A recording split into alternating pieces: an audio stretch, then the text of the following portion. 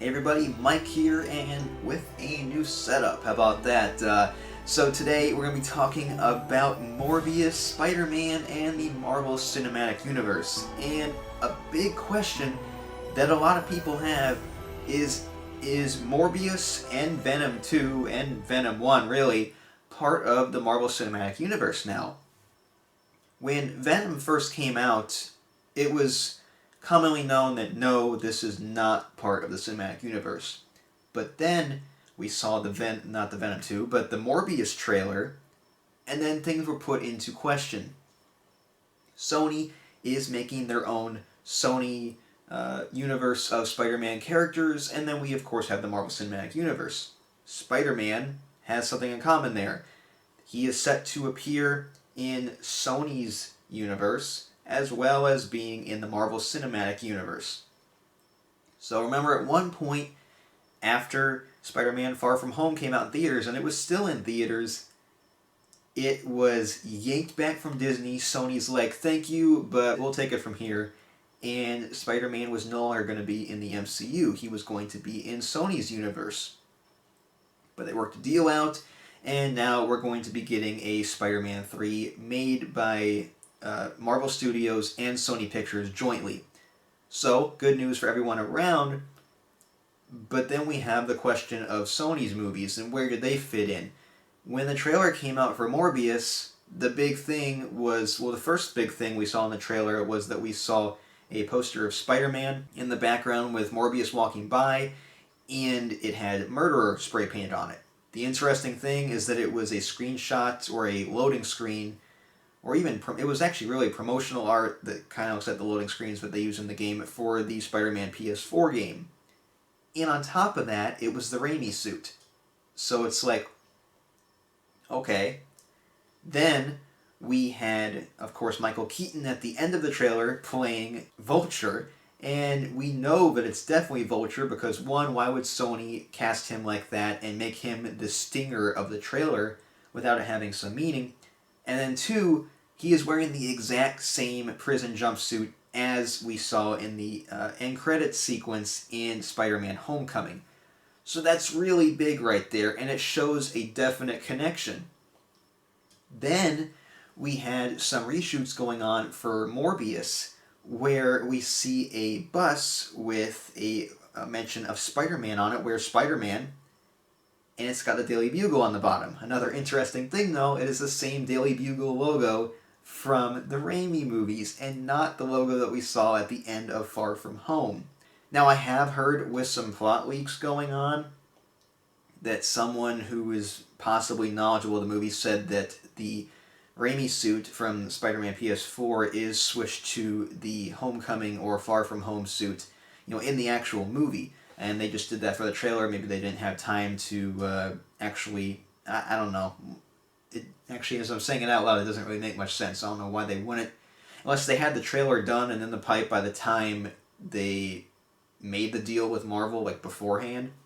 So that could be. But that's really besides the point, because it does mention or reference Far From Home.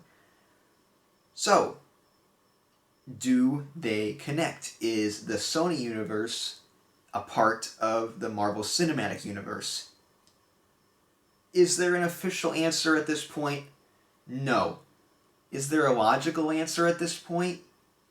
Yes. And the logical answer is that Morbius, Venom, Venom 2, and any future Sony Marvel movie is a part of the Marvel Cinematic Universe. I think they even have a Black Cat and Silver Sable movie down somewhat, maybe in a couple of years. Black Cat's one of my favorite characters, side note, so that'd be really cool to see actually her in the same universe as Tom Holland's Spider-Man in the Marvel Cinematic Universe. So yeah, the Sony universe is part of the Marvel Cinematic Universe just because of these references, and on top of that, Tom Holland is rumored to make a cameo in Venom 2. So, if Vulture being in Morbius isn't enough for you, then eventually when we get Spider-Man showing up in possibly Venom 2 or a future Sony film, that's going to have to be enough evidence for you. Now, I have heard people say or explain that, well, while it's technically part of, or actually, they don't even explain it like that. They pretty much say, no, it is not part of the Marvel Cinematic Universe at all. It just references the Marvel Cinematic Universe. And this is why this doesn't work with me. That doesn't make sense. If it references the Marvel Cinematic Universe, if it references events that take place, such as Spider-Man being called a murderer, and it references Spider-Man being on the run after Far From Home, and it uses characters from the Marvel Cinematic Universe, such as Vulture, it's part of the Marvel Cinematic Universe. Now, business-wise, yes, Marvel Studios is not involved with Morbius or Venom 2, but that doesn't mean it's not a part of the same universe. And I'll explain it like this. If you have something happen in our real world that does not associate anything with something else that happens, it doesn't mean that they're not part of the same universe. They are part of the same universe. This part may never mention or see this part. I'm not even showing that on my hand. I'm looking at the camera right now. I'm like, okay, make sure that I'm centered here. You can see what my hands are doing here. So this side may not ever experience or see what's on this side, but it still happened in the same universe. So you have the Marvel Cinematic Universe over here, and you have the Sony Universe over here. If this Sony Universe references characters and events that take place in this universe, they're part of the same universe. You can mention the technicalities of Marvel Studios not making it and all that you want, but it's still part of the same universe. Just like how Daredevil, Agents of S.H.I.E.L.D., all the Defenders things, they're all part of the Marvel Cinematic Universe, unless Marvel Studios says, no, we take it back, which they might end up doing with the Defenders. We'll end up seeing in the future. I hope they don't, because Daredevil is such a good show. But as you can see, like with Agents of S.H.I.E.L.D., Agents of S.H.I.E.L.D. references everything that takes place in the Marvel Cinematic Universe. Thus, it takes place in the Marvel Cinematic Universe. Even if Marvel Studios doesn't have a hand in it, it's part of that universe. So that's my explanation. I hope that that's enough to make you grasp that they are, I feel like I've said this 50 times by now, part of the same universe.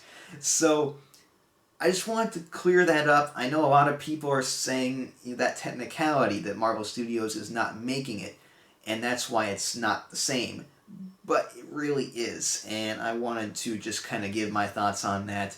And we'll definitely know more once the movie comes out, obviously, about how it connects to Far From Home and Spider-Man Homecoming with Vulture, of course. So what are your guys' thoughts on this kind of not joint venture between Sony and Marvel? Let me know in the comment section below. Are you kind of glad that they're doing these Sony spin-offs and somewhat connecting it to the Marvel Cinematic Universe, or could you go without it? Let me know. And until next time, I'm Mike. See you guys.